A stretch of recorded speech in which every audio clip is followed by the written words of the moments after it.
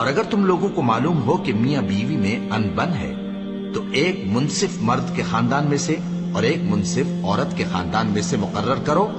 وہ اگر صلح کرا دینی چاہیں گے تو اللہ ان میں موافقت پیدا کر دے گا.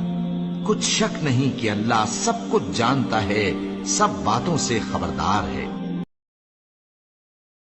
اور اگر کسی عورت کو اپنے خاوند کی طرف سے زیادتی یا بے رخی کا اندیشہ ہو تو میاں بیوی پر کچھ گناہ نہیں کہ آپس میں کسی قرارداد پر صلح کر لیں.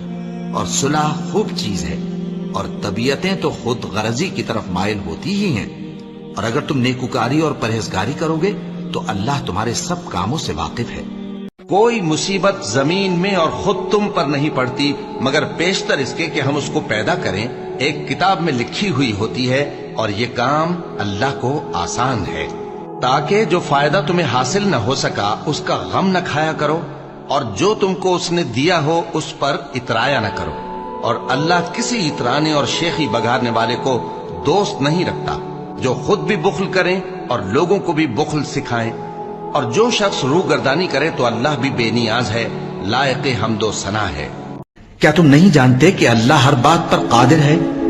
کیا تمہیں معلوم نہیں کہ آسمانوں اور زمین کی سلطنت اللہ ہی کی ہے، اور اللہ کے سوا تمہارا کوئی دوست اور مددگار نہیں؟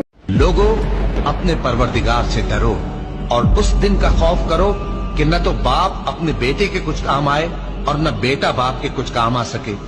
بے شک اللہ کا وعدہ سچا ہے. بس دنیا کی زندگی تم کو دھوکے میں نہ ڈال دے، اور نہ وہ بڑا فریب دینے والا شیطان تمہیں اللہ کے بارے میں کسی طرح کا فریب دے. لوگوں، ایک مثال بیان کی جاتی ہے، اسے غور سے سنو کہ جن لوگوں کو تم اللہ کے سوا پکارتے ہو وہ ایک مکھی بھی نہیں بنا سکتے اگرچہ اس کے لیے سب اکٹھے ہو جائیں. اور اگر مکھی ان سے کوئی چیز چھین لے جائے تو اسے اس سے چھڑا نہیں سکتے. کوئی مصیبت زمین میں اور خود تم پر نہیں پڑتی مگر پیشتر اس کے کہ ہم اس کو پیدا کریں ایک کتاب میں لکھی ہوئی ہوتی ہے، اور یہ کام اللہ کو آسان ہے.